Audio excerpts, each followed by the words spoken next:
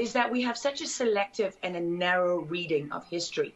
You know, President Zelensky may be Jewish, but he's not the only one in this who suffered during the Second World War, whose ancestors suffered, right? I mean, look at Putin. How many relatives did he lose in the siege of St. Petersburg?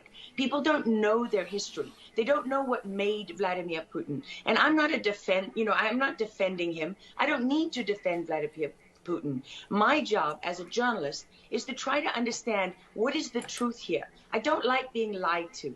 And we're being lied to on an epic scale. When we're told your only choice is you have to be 100% with Zelensky, who's a puppet, who you can find on the internet in black stilettos and leather pants, you know, with shirtless, doing a spoof Dancing with the Stars kind of entertainment video. That's a mock of a Ukrainian group that does this kind of satanic occult type of music video. And I mean, Zelensky was selected, like so many of our leaders. And honestly, with big tech and with election fraud these days, we don't know how many leaders all around the world have been selected for us and weren't actually voted in. But what we do know is that there are increasing problems with technology and the digitization of our world. Because look at what's happening with COVID. Look at what has happened globally.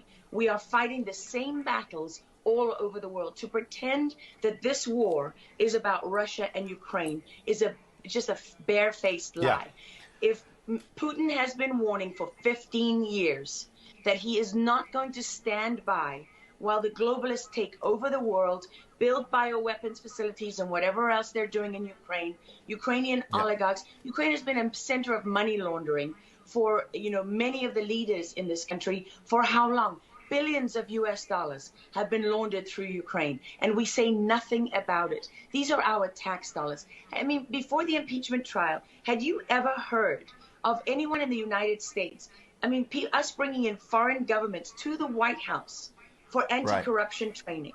I mean, does nobody question these things? Why do we not question them? We have an idiot like Lieutenant Colonel Vindman, who goes at the impeachment trial and sits there as a lieutenant colonel. He didn't even make colonel. And he's telling the president of the United States what his policy should be. You have a traitor in the form of Maria Yovanovitch, who was Obama's ambassador, who's telling Ukrainian government officials, don't listen to the will of the American people.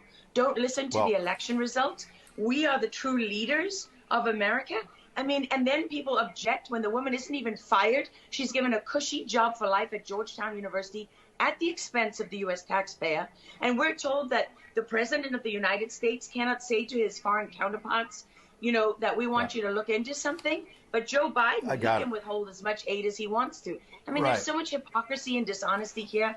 And Ukraine is at the center of it all. Go back to Russia collusion. Go to Alexander Chalupa. Go to Eric Karamella, the whistleblower who went to work for Adam Schiff, who wasn't really a whistleblower, and all those corrupt people in the deep state. And you know what? The deep state isn't a theory. It's not a conspiracy theory. It's an actual deep state. Look up the SES, the Senior Executive Service, because when that bureaucracy was ushered into law in the United States of America, that's when we got a bunch of unelected bureaucrats pulling the strings behind the scenes. And these are the people that keep lying to us. Absolutely. And pardon me, we've got a live chat where we're streaming on Getter, for example, and I'm watching it as you're talking. People are talking about how you're dropping truth bombs and you're a real journalist. And I know that, having worked alongside you for many, many years when you're at CBS and many